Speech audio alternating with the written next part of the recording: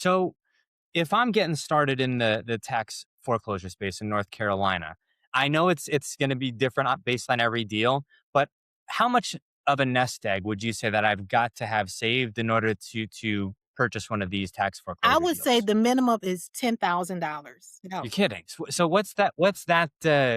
I mean, is that a livable home? What's the condition Well, of that normally home? you have to kind of do your due diligence. Sometimes it's just where people has they have gotten behind on their taxes, so the house is perfectly fine, right? Welcome to the Real Estate Pros Show, where we interview real estate investing professionals from coast to coast, as well as the service providers that serve the real estate investing industry. Our goal is simple: share what's working now to help you improve and scale your business to the next level and meet the pros that can help you get there. Real Estate Pros is powered by Investor Fuel, America's leader in helping real estate investors and professionals build the business you need to live the life you've always dreamed of. Let's start today's show. Property insurance for real estate investors doesn't have to be difficult, but it does need to be there to protect you when you need it. MyInvestorInsurance.com not only provides insurance at 15 to 30% cheaper than traditional agencies, it's built specifically for real estate investors like you. You can set up an account in about 2 minutes, get quotes on properties, turn on and turn off insurance for your fix and flip or rental properties in around 2 minutes without having to talk to anyone directly, all through our portal. There's no better way or faster way to make sure you've got the coverage you need to protect you, and no more lengthy policies either. Once you're set up, you're billed monthly and prorated by the day for however long your policy is active. It's powered by MSI, the third largest independent MGA, with 1.5 million customers and more than $1 billion in cumulative premiums written. Get set up today in about 2 minutes at myinvestorinsurance.com/fuel. Hey, folks, welcome back to the show.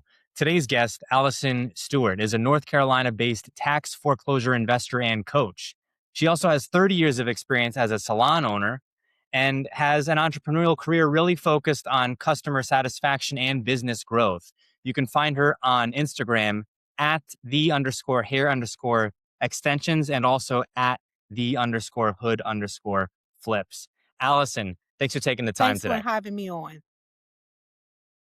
When we talk about tax foreclosures, this is an area where I would say, it's pretty niched down because you're focusing specifically on folks who in many cases have equity in their home but lost the home due to taxes. In North Carolina specifically, where are these tax foreclosures, being sold predominantly? Is it, at the county courthouse steps? Is it being sold online? Where do So people you can go? only find them online. It will say the county steps. It used to be that before COVID, but however, now it's two attorney firms that holds the tax foreclosures in North Carolina, and each county is totally different. So if I'm getting started in the tax foreclosure space in North Carolina, I know it's going to be different based on every deal, but how much of a nest egg would you say that I've got to have saved in order to purchase one of these tax foreclosure Say deals? the minimum is $10,000. No. You're kidding. So what's that I mean, is that a livable home? What's the condition Well, of that normally home? you have to kind of do your due diligence. Sometimes it's just where people has they have gotten behind on their taxes, so the house is perfectly fine, right? And then you can have a situation where somebody just abandoned it because they know that they couldn't pay the taxes. So doing your due diligence is pretty much finding the property, right? Doing your due diligence, going by, looking at it because it's a law that you can't view these properties inside before you buy them. So it's always buyers beware. That's very interesting. Typically when these properties are being sold, what's the competitiveness? Is there like a bidding system, and are these properties very much being bid up, or are there some cases where you might go into an auction and you might be the only one bidding on a Great property? question. North Carolina is totally different. Like I said, each state, each county is totally different. However, here in North Carolina, they have a 14-day upset bid process, meaning you put 10% down when you bid on it. You have to go to the county where the actual property is located. You put 10% down, and then you have 14 days for somebody else can upset the bid. Therefore, you have to watch it, right? If someone doesn't upset the bid, then it's your bid, and then within 2 weeks you have to pay the balance in full. Stop living on an island and join the #1 mastermind in America for professional real estate investors. Investor Fuel is a community of hundreds of the nation's top investors working together to build stronger businesses and better lives.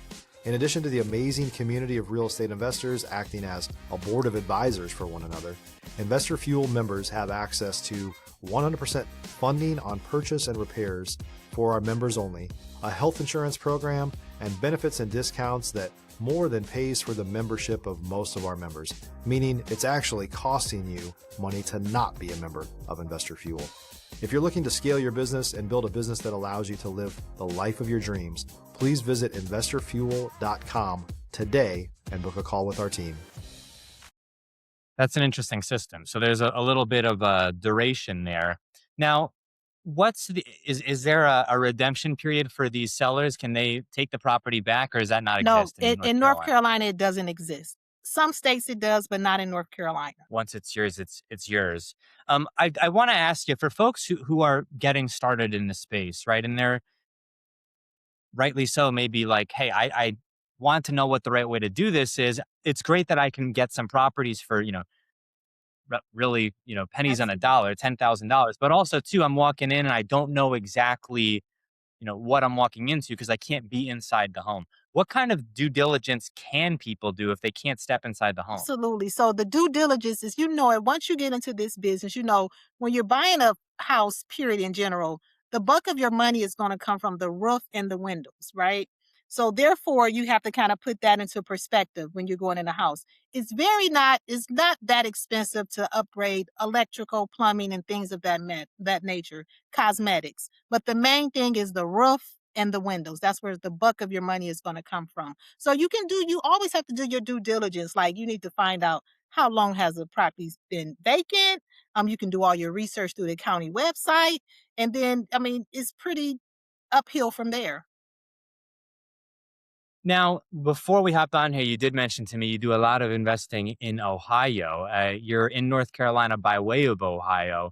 Tell me a little bit about that. So born and raised in Cleveland, Ohio. I came to Charlotte in '09.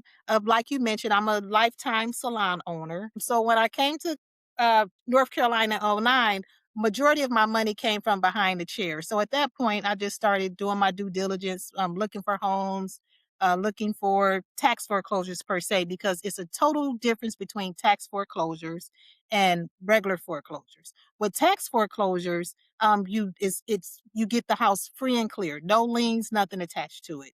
So therefore, by me doing that, I did not want to buy a house traditionally. So I started just buying tax foreclosures from there on out. Now, one of the questions I think a lot of people have is, well, if I'm going to start in one area of real estate, which one should I start in? Should I start in, single family fix and flip? Should I start in short term rental? Where am I going to find these leads? Am I going to knock doors? Am I going to send out mailers? Am I going to do cold calls? And so on and so forth.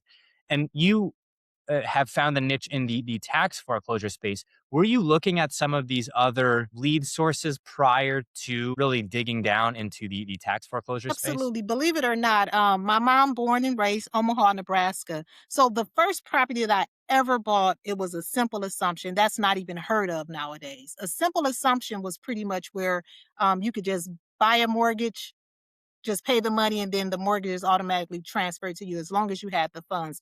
That's not even heard of now. But however, oh my God. But however, the question. Simple assumption and that tax foreclosures. Oh, I totally. Oh, I got. That's okay. I'm sorry. Please Let me refer. pivot a I'm bit so here. sorry. I apologize. But that's how I started That's off, is okay. buying just simple assumptions, regular mortgages. When I was pretty young, maybe about 18 or 19, I lost a home.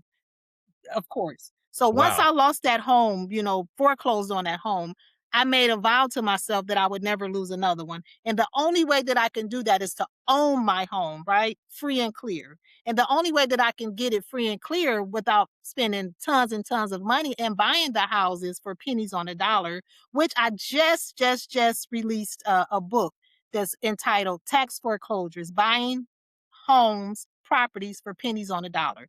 So once I experienced that of losing a house, right? I never wanted to go that route again. So that's the main reason why I got into tax foreclosures. If you're looking for consistent, high-quality leads, look no further than Investor Machine. Investor Machine isn't just another agency, it's the most sophisticated, data-driven lead generation company on the planet for real estate investors, and serves the role of being not just a lead generator for your business, but a marketing partner that is helping you achieve your goals along the way. Go to investormachine.com to learn more and schedule a call with our team today.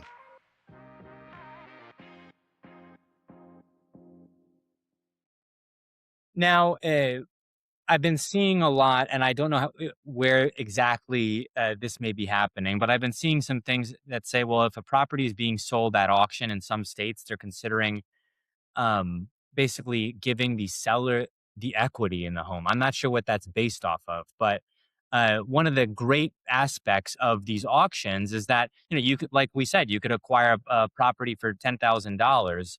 Um, is there any risk right now in either Ohio or North Carolina's or North Carolina, and are people talking about this idea of, hey, we may change the way the system works?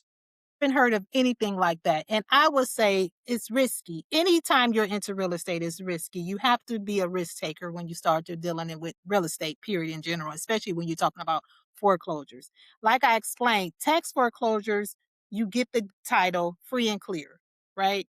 No, any a tax foreclosure is going to wipe out any liens on a property. So I feel personally that that's the only real estate that's risk free.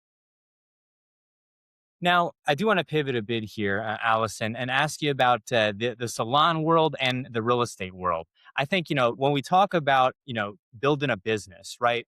I forget exactly who told this to me, but other than a therapist, and maybe sometimes even more than a therapist, people trust the people that do their hair with just about everything. Have you found real estate deals through being a salon owner? Have you seen like your sphere increase through people that were sitting in your chair? No, what I find in my chair is all my clients want to start buying homes tax from the tax foreclosure sale. I have not gotten any deals because I kind of like to try to keep it separate, right?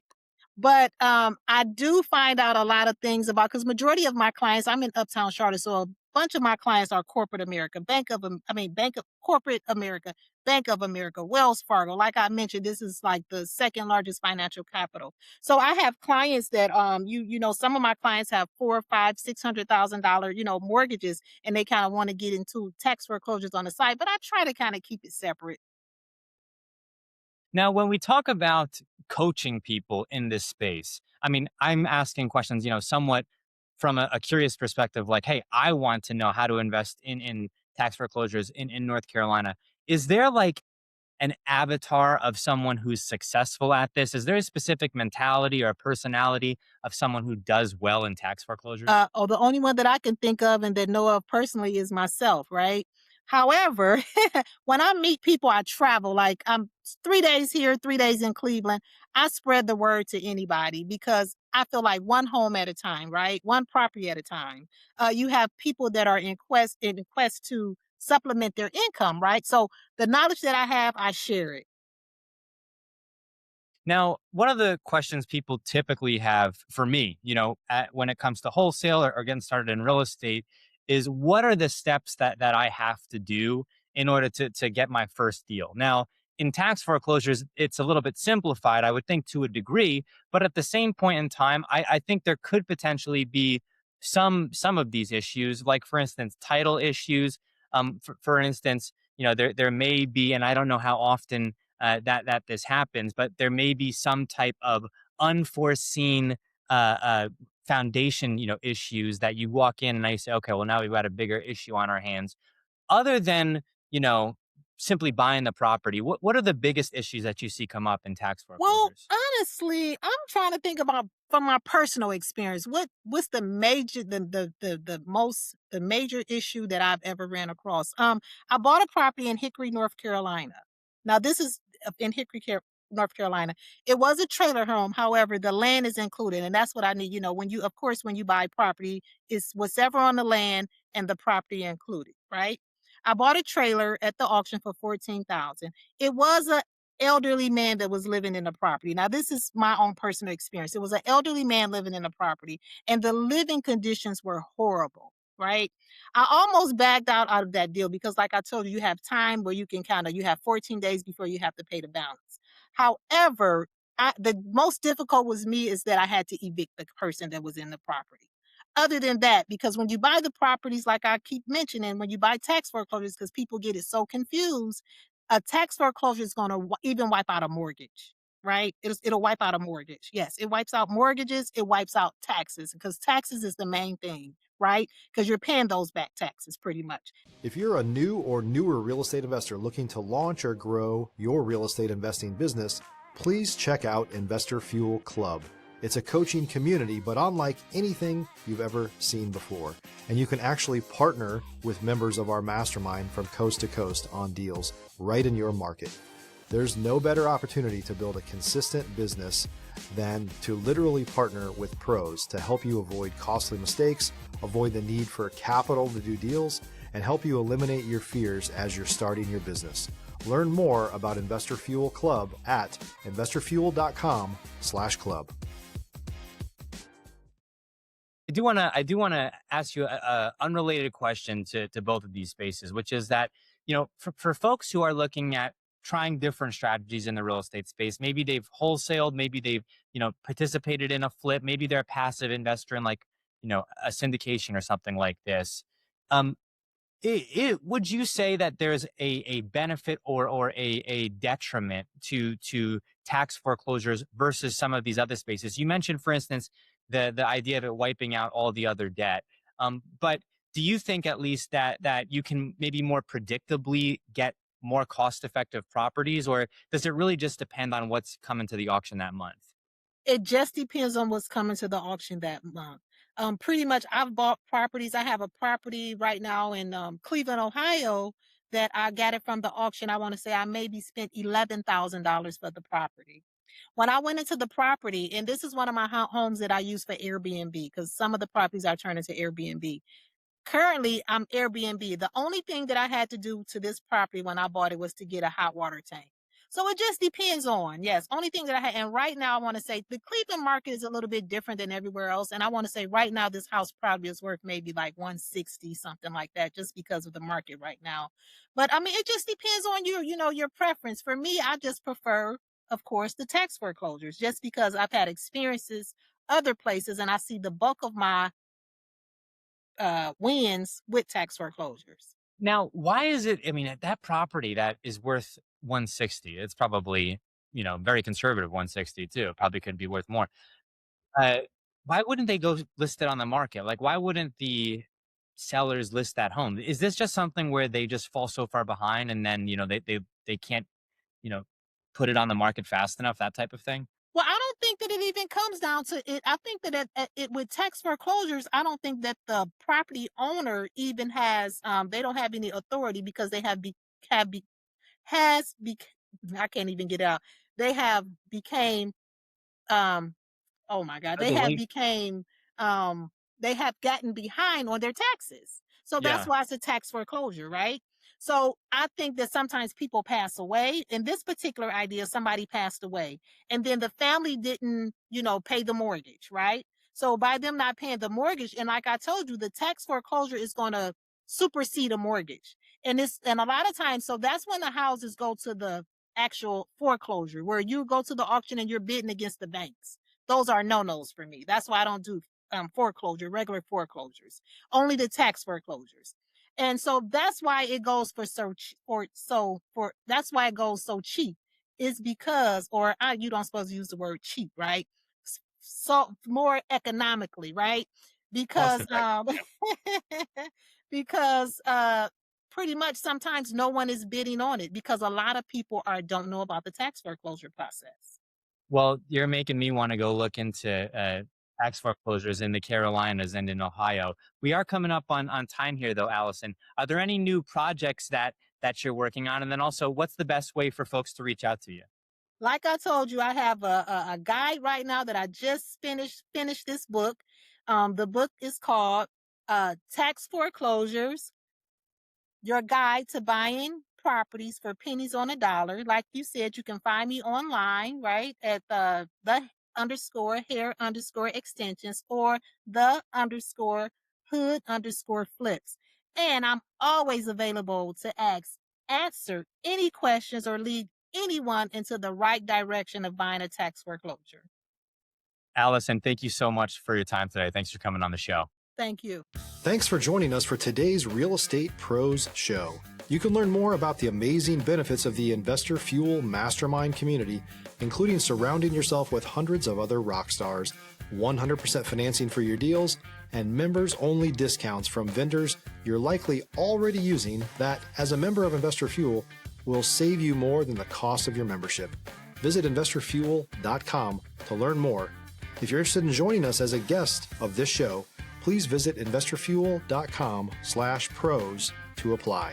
You can also check the show notes for access to free resources, how to get access to world-class lead generation, and much more. Don't forget to subscribe so you never miss another episode. Have a great day. We'll see you on the next show.